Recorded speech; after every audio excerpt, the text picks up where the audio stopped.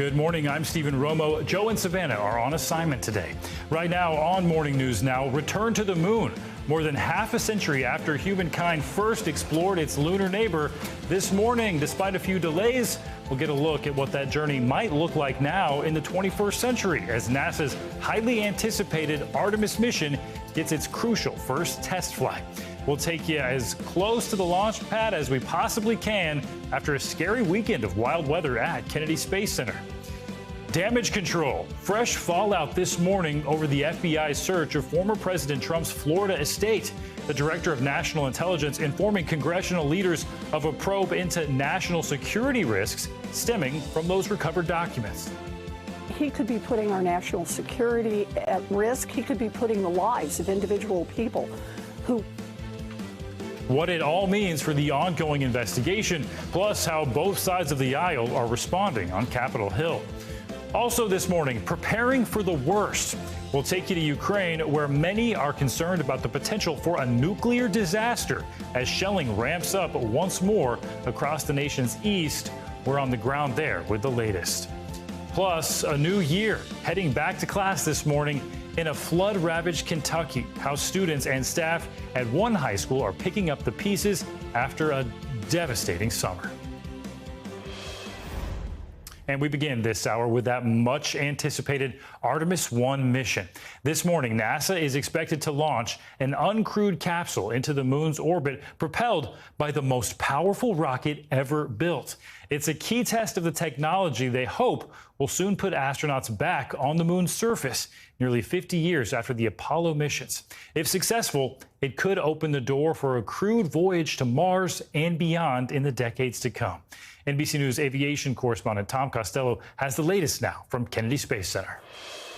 Good morning. NASA is working several issues, and they could be game stoppers this morning. Let's roll through these. Number one, NASA says they have identified a crack on an inner fuel tank flange, a collar, if you will, on that core stage, that big orange tank that holds 538,000 gallons of liquid hydrogen. They're working that. They've also seen a frost line on that tank, so that's concerning. Their bigger issue, though, right now is a flow problem, a fuel flow problem on the number 3 engine. Now, there are 4 engines underneath that big tank. All of them have been repurposed from the space shuttle days. Number 3 has flown 6 times already, but this morning they have problems with it. So right now it's a high priority to figure out what are these issues. Can they address them? Can they get the vehicle up and off the pad today? Make no mistake about it, NASA's very future with the space program depends on a smooth launch. With dawn breaking over Launch Pad 39B, NASA is working multiple technical issues that could prevent Artemis from lifting off on schedule. The other wild card, Florida's volatile summer weather.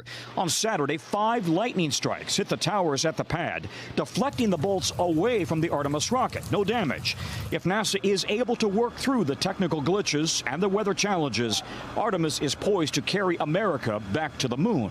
Just the overall mood and focus within the team is definitely a positive one. Artemis is massive at 322 feet, nearly double the height of the space shuttle and tank on the launch pad, using 4 reused shuttle engines with 2 booster rockets strapped to the sides, even louder and more powerful than the monster Saturn V rockets from the Apollo era. This mission's goal, put the Orion crew capsule into a 42-day uncrewed orbit around the moon. This mission goes with a lot of hopes and dreams of a lot of people. And we now are the Artemis generation. If it all goes as planned, astronauts could orbit in 2024, then a moon landing in 25 or 26. Eventually, a new space station will orbit the moon, with astronauts spending 6 days on a moon base, and one day, Mars. Rick LeBrode is the Artemis lead flight director. We talked to him in the old Apollo 11 mission control, now restored down to the way it looked on that day in 1969. You are building on 50, 60 years of NASA engineering expertise and experience. Right. Absolutely. They figured it all out back in that day, in the Apollo day. The trajectories that we're using to get to the moon and back, identical. They're the same trajectories. The first Artemis mission critical to testing all systems before Artemis and Orion carry astronauts. Pam Melroy is one of only 2 women to command a space shuttle flight. Today, she's NASA's deputy administrator. we are ready for this next step to not just visit the moon and go on to Mars, but actually to stay, to do science, and to learn about the solar system and learn about ourselves. NASA's also made it clear it wants to have a woman and a person of color landing on the moon when they do land on the moon. Right now slated for December 2025, but people within NASA tell me it's more likely 26 at the earliest. In addition, just got an update from NASA. They are still working that hydrogen leak issue on the number 3 engine. They're asking engineers for alternatives and ideas. That does not sound like something they're going to be able to fix and address this morning. Back to you. All right, definitely more to watch on that one, Tom. Thank you. And for more on today's historic launch, let's bring in our panel of space experts. We have retired NASA astronaut and the author of Chasing Space, Leland Melvin, Paul Sutter, professor at the Institute for Advanced Computational Science at Stony Brook University and the Flatiron Institute in New York City, and NASA astronaut and former commander of the International Space Station, Leroy Chiao. Good morning to all of you. Thanks for being here. And Leroy, we'll start with you. This is a huge moment for NASA and the result of more than a decade of planning. What does success look like here, and what do they want to prove in this first mission? Well, of course, success would be, first of all, lifting off. If not today, then hopefully during one of the other launch windows, and then successfully putting the Orion spacecraft into lunar orbit and having it go through its paces and checkouts of systems and other items, and then having it, of course, come back successfully with the heat shield protecting the spacecraft through the entry into the Earth's atmosphere and culminating with a parachute landing in the water. So hopefully all that's going to go well. You know, we're all kind of trying to keep up with what's going on this morning, and we're hoping to see a launch. Yes, definitely hoping. That is what we're hoping for. And Paul, the goal eventually to return to the moon's surface and someday establish a lunar base. So exciting. Why is that important? The moon is a time capsule into the ancient history of our solar system. That surface that you look at when you see the moon in the evening, that is billions of years old. We cannot access that on the surface of the Earth because the surface of the Earth is constantly changing itself over. So if we want to understand the history of the evolution of our solar system and the Earth itself, we have to go to the moon. We have to dig around. We have to get our hands dirty. Yeah, so excited for that to actually happen. You've made me excited just hearing about that. Leland, in recent years, we've also seen the growth of the commercial spaceflight industry. We can't ignore that. Companies like SpaceX routinely carrying cargo and astronauts to the International Space Station. So how does that change NASA's vision and how it uses its resources?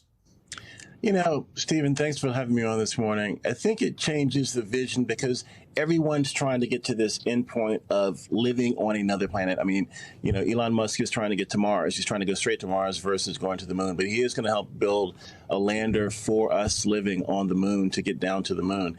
I think, you know, the more people in the commercial sector that are doing this exploration, the more people that will look up and think that there's a reason why we need to explore, as well as to help look back and save our own planet, help our own planet with climate change and so forth. So the more exploration we do, the better off it is, and the more people that are doing it, it's even greater. And Leroy, the Apollo missions got so many people interested in space and inspired many young people to pursue careers in engineering and science. So what could a successful Artemis program mean for the next generation of space explorers?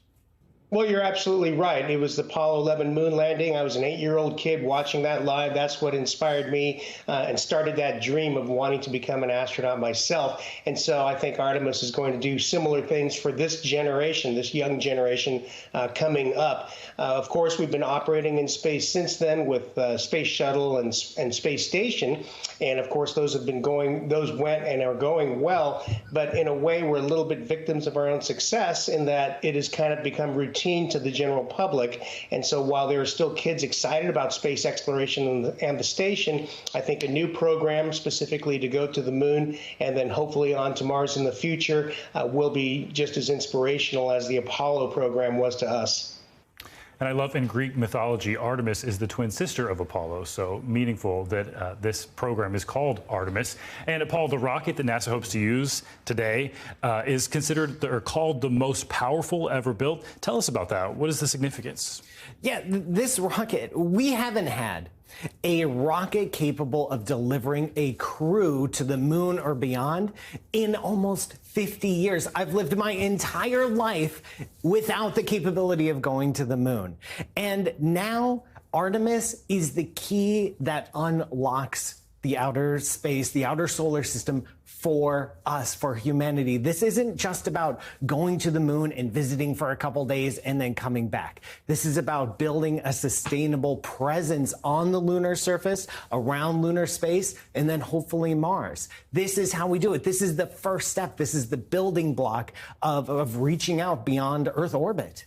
An important step to Mars. I love the sound of that. Leland, the Apollo missions that we were talking about were in part a competition with the Soviet Union to be the first on the moon. That sort of started things moving more quickly for the space race. This time seems more against China. What message does the Artemis program send to the world at large, and how important is it for the U.S. to win?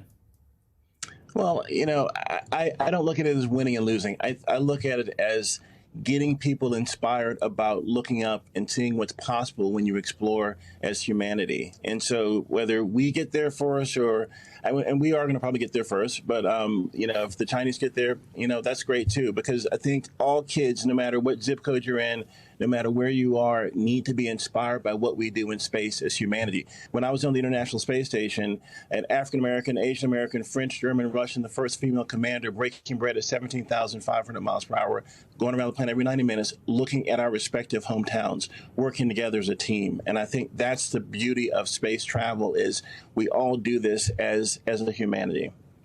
An inspiring message to end this segment. Leroy Chow, Paul Sutter, and Leland Melvin. Thank you all, and stand by. We're going to check back in more on this flight situation, or this launch situation, coming up.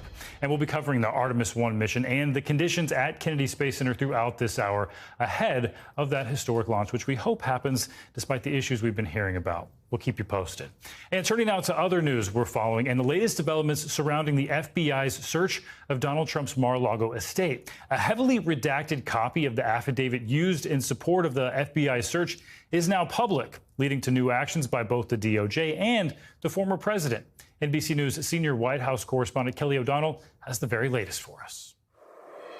There is a new push from very different corners to learn more about exactly what the FBI seized from the home of former President Donald Trump 3 weeks ago today.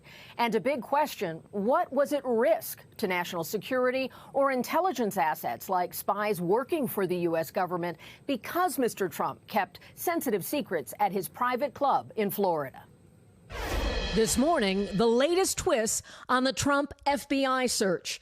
2 separate moves for Mar-a-Lago damage control. First, the director of national intelligence has told key leaders in Congress that she has launched an assessment of the potential risk to national security if secrets seized from the former president's home had been compromised. 11 sets of classified documents were removed in the search, plus another 184 classified documents recovered earlier, as described in the affidavit. Democrats say that danger is real. He could be putting our national security at risk. He could be putting the lives of individual people who work for the United States at risk. And the second legal twist. A Florida federal judge appointed by President Trump writes that she is prepared to grant his request to appoint what's known as a special master, an independent official to review everything seized by the FBI. The judge also wants a more detailed list of what was removed and where those documents are now. Judge Aileen Cannon is giving the DOJ until tomorrow to respond. Some Republicans say more oversight of this investigation is needed. If you're going to take unprecedented action and raid a former president's house, well, you better have a strategy for unprecedented transparency. But other Republicans say Mr. Trump should have complied immediately. I understand he turned over a lot of documents. He should have turned over all of them. It'll be up to DOJ whether or not that reaches the level of indictment. But this is disgusting in my mind. And like this, no president should act this way, obviously. Still, Mr. Trump's allies warn such a move by the DOJ could be met with major backlash. I'll say this. If there's a prosecution of Donald Trump for mishandling classified information, there'll be riots in the streets. Former President Trump has used his social media to insist he has done nothing wrong and to repeatedly accuse the Justice Department and FBI of political persecution and even prosecutorial misconduct. There will be a hearing this Thursday on that issue involving the special master. All right, Kelly O'Donnell, thank you. Now to the latest on the war in Ukraine. Yesterday, both Russia and Ukraine accused the other side of launching rocket and artillery strikes near Europe's largest nuclear power plant, fueling more fears that the fighting could cause a massive radiation leak. NBC News correspondent Megan Fitzgerald joins us now from Odessa, Ukraine, with the latest on that. Good morning, Megan. Good morning to you. Overnight, the International Atomic Energy Agency did confirm that there's a team of scientists that are actively working to make their way to Ukraine. They're expected at this nuclear facility within the coming days, by the end of the week. Now, once there, they're going to be looking at everything from the structural integrity of this plant to the damage that's been done, even assessing the people that work inside. All of this to try and prevent a nuclear meltdown. This morning, as rockets are fired in and around the Zaporizhzhia power plant, Ukrainians are bracing for what they fear could be a potential nuclear disaster. Residents near the plant are preparing for a worst-case scenario, lining up to get iodine pills in case of a radiation leak. Meanwhile, international inspectors are on their way to Ukraine. The UN watchdog says a team of scientists will be inside the power plant later this week to assess any damage. Overnight, shelling intensified in Ukraine's eastern Donetsk region, where residential buildings were taken out and at least 8 people were killed. President Zelensky, in his nightly address to the nation, saying the Donbass is almost destroyed. But weapons from the West are pouring in. Ukrainian soldiers now armed with German-made howitzers. Slovakia offering these military fighter jets to Ukraine, while the UK has donated underwater mine hunter drones, training Ukrainian soldiers how to use them to clear the coastline, potentially clearing the way for more grain to be shipped around the world. That is very important because there is immense pressure, global pressure, to actually start shifting what one could call a grain mountain that's backing up in Ukraine. Now, the Ukrainians say that the water behind me is just filled with Russian mines. There's only one clear channel. That's because of an agreement between Russia and Ukraine. It has so far allowed for more than 1 million metric tons of grain and food to leave this port city. Back to you. Very important development there. All right, Megan, thank you so much. Well, let's get a check of your Morning News Now weather. Powerful storms in the Midwest today. Meteorologist Michelle Grossman joins us with that. Good morning, Michelle. Good morning, Stephen. Yeah, we're going to be watching a stormy day in the Midwest, the Great Lakes, the Ohio Valley, and heavy rainfall stretching through the plains, even into the southern plains. So for today, we have a lot going on in terms of the weather, included with those storms. Also storms in the southeast. We're looking at really hot weather in the southwest and excessive heat watch there. So that's a look at today's weather. And as we go throughout the day, we're looking at those strong storms developing. Now, they could develop pretty soon, last throughout the day into the evening hours. 20 million people at risk. We could see winds gusting up to 60 miles per hour. Could see some hail, even the chance of a quick spin-up tornado.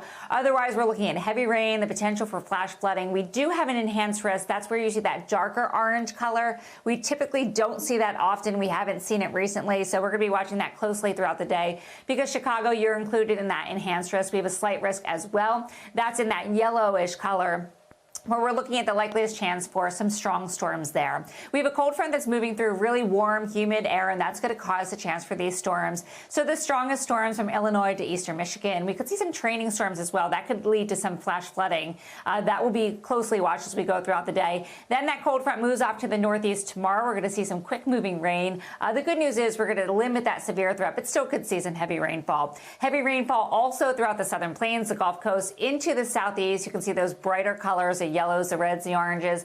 That's where we're looking at the potential for some heavier rain. So along the Gulf Coast of Houston, into southern portions of Texas as well, and also into Florida. Back to you.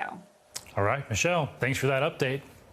Sure. All right, let's head to Kentucky now, where school is back in session in some areas that are still recovering from that deadly flash flooding earlier this month. And Clay, what is the situation looking like out there, and what are the plans for students that are returning today? Yes, Stephen, no, I think you got it right. Breathitt County High School, I've been here all morning. It has around 800 students, and we've seen parents, students, and teachers coming back to school after a delay. It was supposed to start August 11th, but we saw massive flooding. I want to show you some of the images of the school just covered in water, the entire parking lot, water going up to the stairs actually right behind me. Of course, the school has come a long way since then, but a lot of recovery efforts have been needed, and students, teachers, and parents tell me they're excited to get back to the classroom. Stephen? And other areas in Kentucky, of course, Clay, have yet to set a start date for the new school year. Can you tell us more about that and how this might affect students going into the school year? Yes, Stephen. So we spoke with the superintendent of this county, and he told us that he's very concerned about some schools and their delayed starts. Right now, Breathitt County, Perry County, they are starting school today, August 29th. However, 2 schools in Perry County were unable to start due to the level of flooding that happened in the buildings. Let's take a listen to what that superintendent had to say. With this flooding, a lot of our community, a lot of the main roads and secondary roads and individual haulers and places that we run school buses have, the roads have seen significant damage. So transportation is one of our biggest challenges. And so you heard him say transportation is a major concern. So in addition to the water damage that a lot of the schools have seen, they're worried about actually accessing the location where a lot of these students live. And many classrooms have actually had to relocate. That includes this school right behind me, Breathitt County. A number of classrooms were so flooded that they're now meeting in new locations. Stephen? Wow, such bad timing for this school year. Well, how have people in Breathitt County responded to this crisis, Clay, and what resources are they getting to help them in this situation? Yes, Stephen. So the thread this morning has been resiliency and community. I spoke with one mother who's also a teacher. She's taught here for over 2 decades. And she tells me Kentucky has seen a lot of flooding. And while they haven't seen anything like this recently, she says that the community came together. Teachers were calling households of students even when they couldn't reach them and the power lines were down. They would go and knock on the doors. So the resiliency of the community cannot be overstated. I also spoke with a guidance counselor here. She's she's been a guidance counselor for 6 years, and she expressed concern about safety of the students, talking about how many of them now are homeless or houseless, living out of tents. But she says through the support, through the resources, through the checking in on each other, through community, she's confident that they'll be able to support each other. And of course, we know Kentucky Governor Andy Beshear recently signed a bill giving nearly $212 million in aid and relief in the flooding funds. A portion of those $40 million will be going to the Department of Education, Stephen. So fiscal support, emotional support, but it is going to be a long road to recovery. Stephen? So important. Educators stepping up, going above and beyond yet again. Clay, thank you so much for that.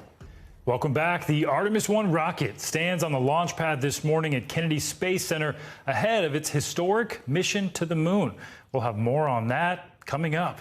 But we're following other news this morning, too. You've probably seen the headlines recently about some 300,000 teachers leaving the profession since the spring of 2020. That is a big number, but it actually is in line with recent trends even before the pandemic. Burnout from remote teaching has led teachers to retire or find a new career, and staff shortages are forcing some schools to improvise.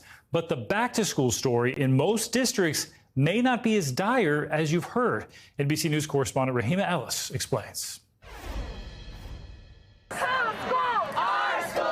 In the heartland, fireworks on the first day of school. The teacher strike in Columbus, Ohio, over class sizes and working conditions, now tentatively resolved. Solidarity! But it's just the latest flashpoint amid growing teacher discontent and resignations nationwide. The headlines have been alarming. Reports of some districts in Texas shifting to a 4-day school week due to lack of staff.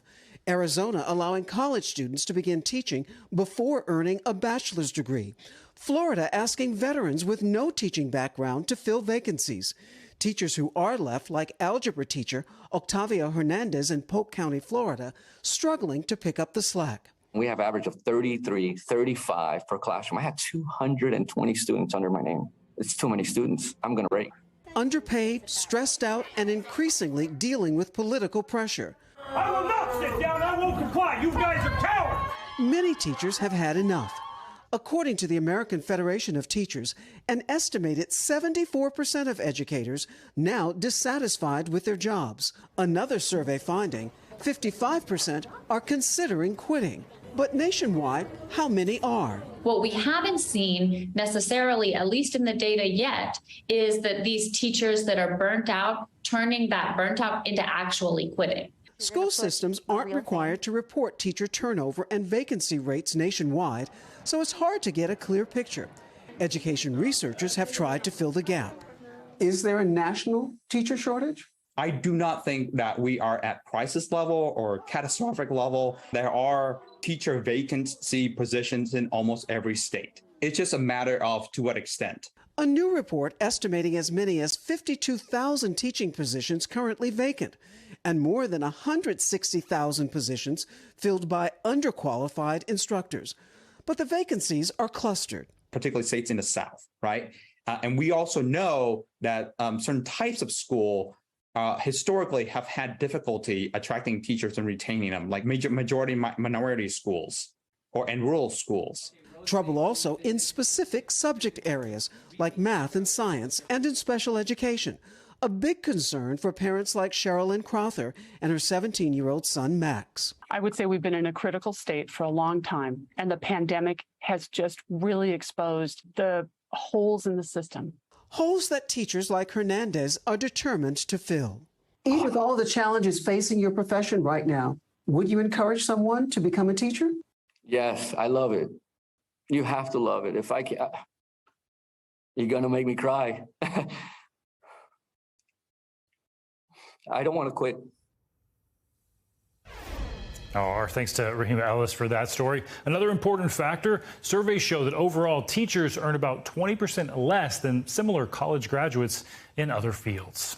Well, overseas now to Pakistan, and astonishing videos of the flooding disaster going on there. More than 1,000 people are dead following severe storms that show no signs of slowing.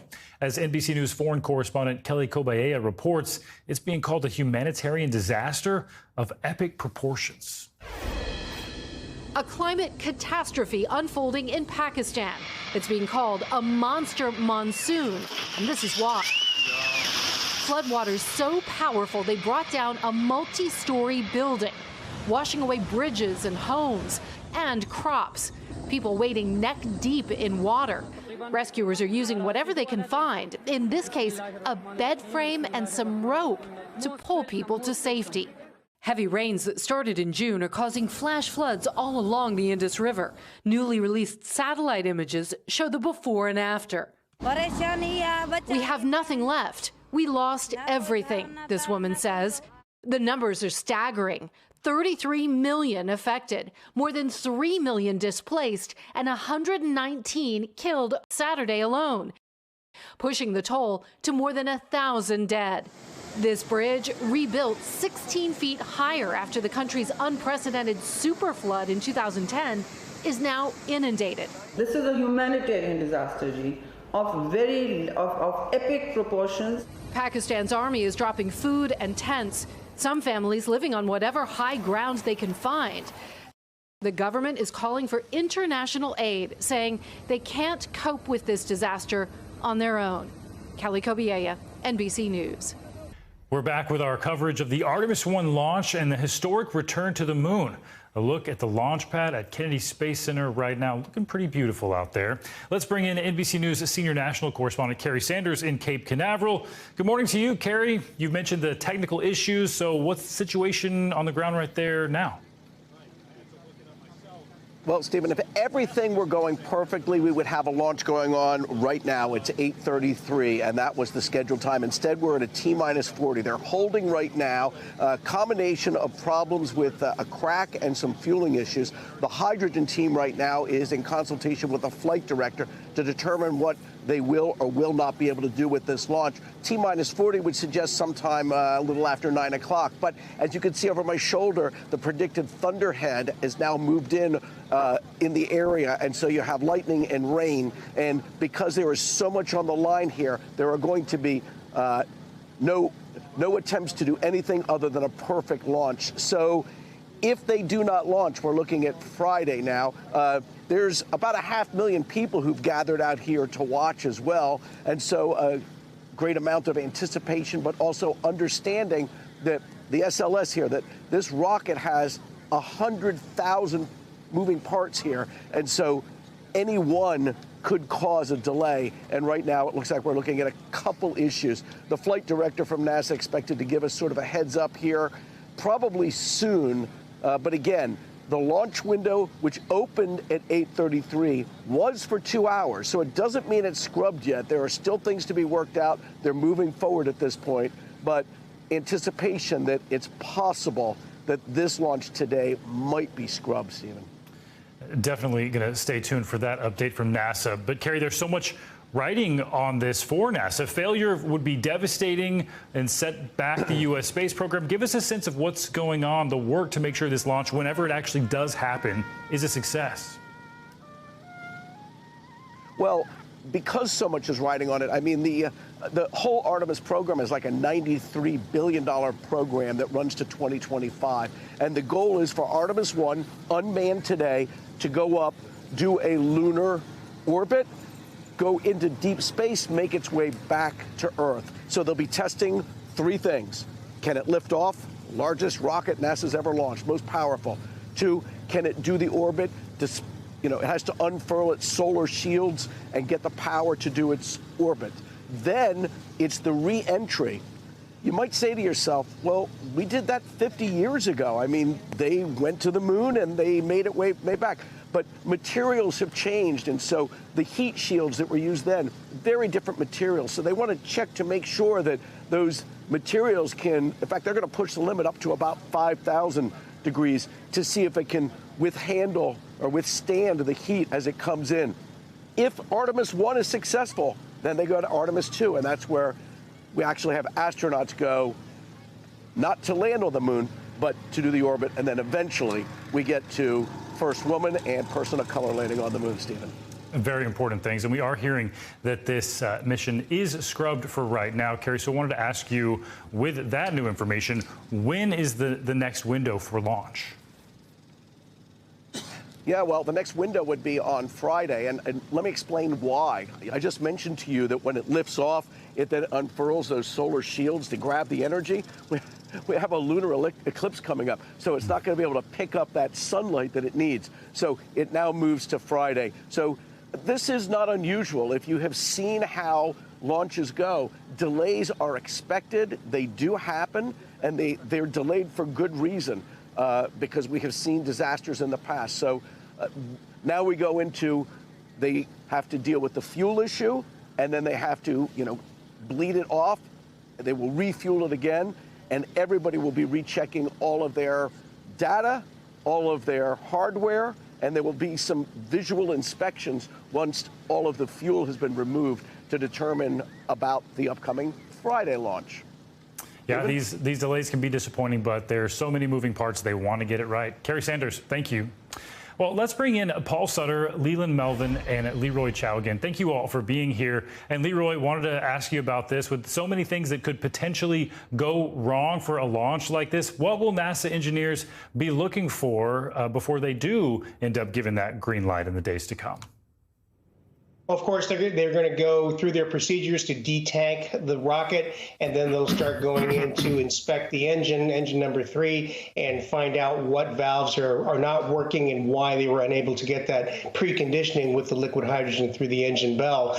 The big question is whether or not they can fix this problem on the pad. If so, we could see another attempt on Friday. If they have to roll back to the VAB, the vertical assembly building, to remove the engine, then of course that we're looking at least, kind of the month's kind of delay. And if you're just joining us, the news now that the launch of the Artemis 1 has been scrubbed for today, but there is an ongoing window, another opportunity coming up on Friday. Leland, wanted to ask you, the Artemis 1 mission, when it does happen, is all about testing new technology ahead of an actual crewed mission to the moon. Give us a sense of how much work has already gone into this. Oh, it's been quite a bit of work. I mean, we talked earlier, this is 8.8 million pounds of thrust, the most thrust ever of a rocket going to space. And we're going to have, 4 people staying on board versus 3. It's much more space in the Orion capsule. We have so much more capability. We're launching, CubeSats to go around the moon and do experiments while we're up there. And so this new technology is going to help us go further than the moon and do deep space exploration, maybe to Mars one day. And I think this technology is going to be the game changer for us living and working on the moon, as well as going deeper in space. CubeSats, it even sounds cool. And Paul, part of the new technology here are new materials that could better withstand the extreme conditions in space. Walk us through some of these breakthroughs. Yeah, space and traveling in space is one of the harshest environments we can possibly travel through. We have to sustain the heat of the launch itself, which with a combustion of around 5,500 degrees Fahrenheit. We have to survive the frigid depths of space itself, and then we have to survive re-entry back into the atmosphere. And we've developed a lot of technologies with the Apollo missions, with the space shuttle missions. We learned a lot about tiling and thermal tiling with the space shuttle, of how to absorb the heat of re-entry. And unfortunately, some of those lessons cost some lives. And we've incorporated that technology into this new generation, again, hopefully to develop a sustainable presence in space where every generation that passes, we learn more and more, and we can do this easier and faster than ever before. Yeah, reentry, very important, getting our people home. And it's a fun thing to Google if you want to, the advancements in technology that have come from space exploration. Paul, Leland, and Leroy, thank you so much this morning again for being here. Even though that Artemis 1 launch has been scrubbed, it is not canceled. We hope for that next chance on Friday. After a chaotic summer travel season, a report from the Department of Transportation found airline customer complaints skyrocketed in June.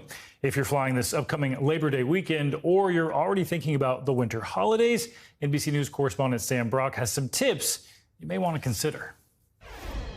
The mid-year report card for passengers confirms what a lot of us already believed to be true, which is that June was a travel nightmare, so much so that the Department of Transportation is now looking at new rules to try to hold the airlines accountable.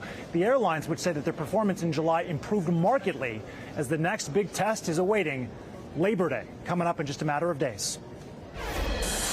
This morning, with summer travel winding down, a new report reveals significant elevation in travel complaints. The Department of Transportation releasing a consumer report which found airline complaints soared to sky-high levels in June, up nearly 35% from May and almost 270% from before the pandemic. In the first 6 months of 2022 alone, there have been more complaints than all of 2019. The new numbers, no surprise for those who took to the skies this summer. It has been the worst experience ever. With airline reliability, or lack thereof, topping the list of gripes. The report zeroes in on which airlines were the most punctual. Alaska, Delta, and Hawaiian Airlines landed on time most often, though all were well below historic norms from the last 20 years. While Frontier, JetBlue, and Allegiant make up the bottom 3 with the highest rate of delays. Allegiant landing around 2 out of every 5 flights late. The airline telling us it continues to be impacted by an unprecedented labor shortage, adding they are actively working to mitigate the problem. On the cancellation front, American, Delta, and United all saw the highest cancellation rates this June, though they also offered the most flights. American and Delta tell us they have since improved their operations. June was the worst month of the year when it comes to flight delays and cancellations. Now, I think things have improved significantly, but I think it really underscores just how bad things got with air travel. One key tip ahead of the holiday travel boom: book early flights. The report finding those flights were about 25% more likely to be on time than those at the end of the day. And if you're caught in a travel nightmare with a delayed or canceled flight, be sure to ask the airline for compensation. Everything is on the table, and it never hurts to ask. Still, some hope for travelers heading into the fall.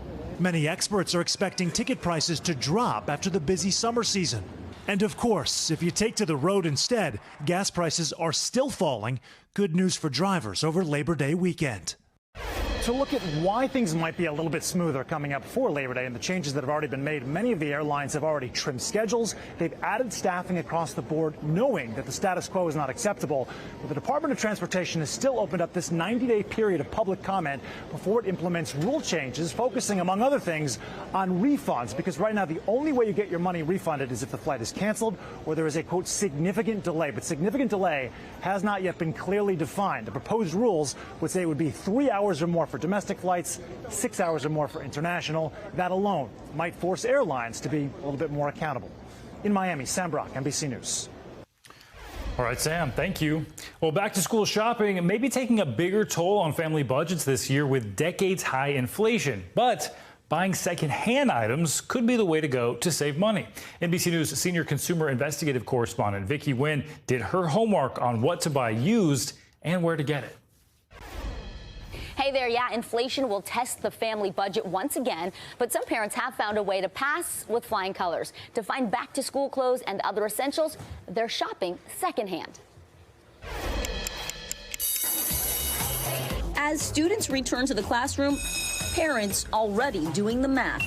A recent survey finding families plan to spend about $864 on back-to-school shopping. To make it work, some are turning to the secondhand market. I want parents to know that it is okay to thrift shop. Anna Garcia, a mother of two in Queens, New York, began thrifting during the pandemic. She says shopping secondhand helped her stretch her family's dollars without sacrificing style, especially important to her 10-year-old daughter with a passion for fashion. She's actually been looking for back-to-school clothes because we plan ahead. Garcia, part of the nearly 60% of consumers who found secondhand savings during inflation. Online clothing thrift company ThredUp says the resale market saw record growth last year and will likely reach $82 billion by 2026 in the U.S. And shoppers like that it's eco-friendly to buy what's already out there. Our younger shoppers particularly are telling us, I want to buy clothing that's good for the planet. I don't want to be part of the fashion waste problem, but I also want to save money. Thank you so much. Appreciate it. Layla Ruzika co-owns Plato's Closet in Middletown, New Jersey. It's a national resale store for teens. Plato's Closet sources 95% of its inventory from the local community. Secondhand stores like this, Buffalo Exchange, Crossroads, and local thrift shops offer a twofer. You can save on clothes, shoes, even backpacks, and make money on gently used items. Thank you so much for coming. Really appreciate it. So factory shutdowns overseas, supply chain issues at the ports, none of that affected you. Exactly. And if anything, our inventory has actually grown a lot because customers do need cash in their pockets. Shoppers can score bargains on back-to-school basics like denim. I got 3 pairs of American Eagle jeans, so those are probably 60 to 70 each, new tags. I believe my bill here was $38. I don't remember the last time I went into like a real store and bought a pair of jeans for like the full price. If your shopping list includes electronics, you can shop used from places like Swappa, Best Buy, or Amazon. Just make sure your purchases come with a warranty. For a secondhand computer, wipe that hard drive before using it. And for a smartphone, ask the seller for the International Mobile Equipment Identity Number so you can check with your carrier to see if the phone is eligible for activation. For college students who need furniture, try Craigslist, Facebook Marketplace, and Kayo. Before buying, check for recalls on the Consumer Product Safety Commission's website. A cheat sheet for finding savings. And when it comes to shopping for school supplies, experts say ask your teachers which items are essential. You may not need everything right at the start of classes. And also buy those items in bulk so you can split with other parents. Back to you. Great tips, Vicki Nguyen. Thank you. Now to what could be Serena Williams' last tournament ever. After nearly 30 years as a pro, the tennis great is getting ready to retire after the U.S. Open, where she's set to play her first singles match tonight. NBC News correspondent Stephanie Gosk joins us from outside Arthur Ashe Stadium with more on all this excitement. Hey there. So you don't normally see this kind of excitement for the first round of the U.S. Open, but tonight it's going to be all about Serena. She's playing Danka Kovinic, just 27-year-old from Montenegro. They've never played before. Danka has played here at the U.S. Open. She's won 2 matches. Serena's won 106 matches. And for the last 2 decades, she has completely dominated this sport, both with her speed and her power on the court. Other players had to adapt or be left behind. And she won the U.S. Open for the first time in 1999. That was 23 years ago. That's one less than the record of number of Grand Slam titles that Margaret Court won. Serena has 23, so she may not match it, but very few will dispute that she's the greatest to have ever played the game. Back to you. Welcome back. If there's one thing about the MTV Video Music Awards, it's that it always gives us something to talk about the next day. Last night's big winner, Taylor Swift, who not only took home 3 awards, including Video of the Year, but also announced a surprise new album in October. Meanwhile, rapper Bad Bunny put on a show in front of a packed Yankee Stadium and became the first non-English performer to win Artist of the Year. Other winners included rapper Jack Harlow, who took home 4 awards and performed his winner first class with special guest Fergie, and Video Vanguard Award honoree Nicki Minaj, who did a medley of her greatest hits in her first live performance in 4 years. Wow. Big congrats to all of those winners. And I was asleep, so I'm gonna have to go back and watch some of those highlights.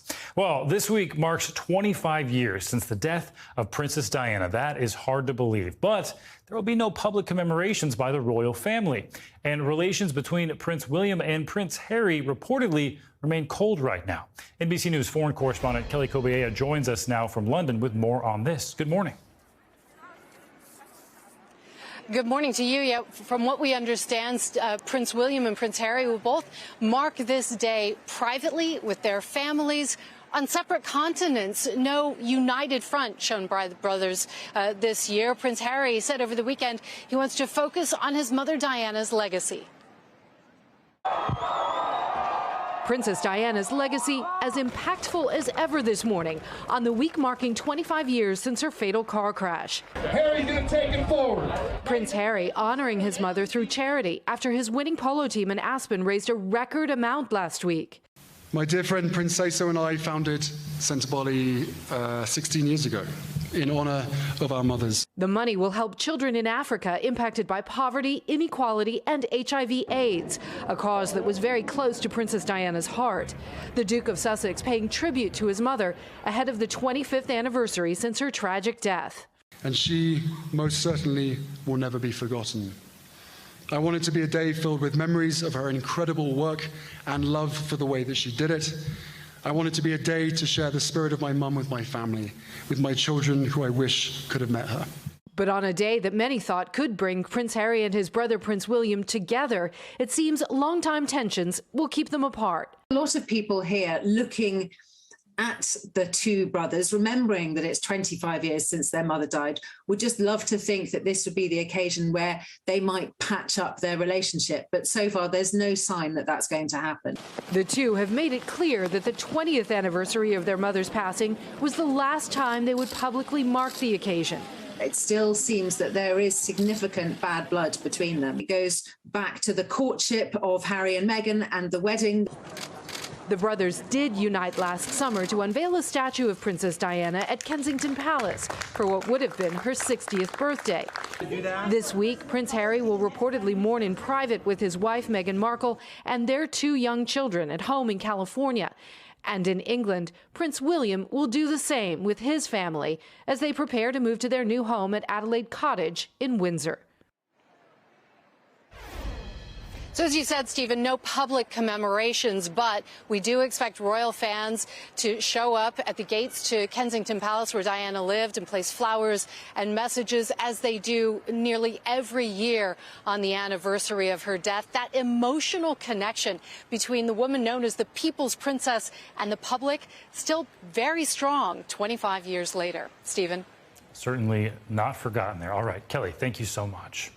And that's going to do it for this hour of Morning News Now. Your news continues right now. Thanks for watching our YouTube channel. Follow today's top stories and breaking news by downloading the NBC News app.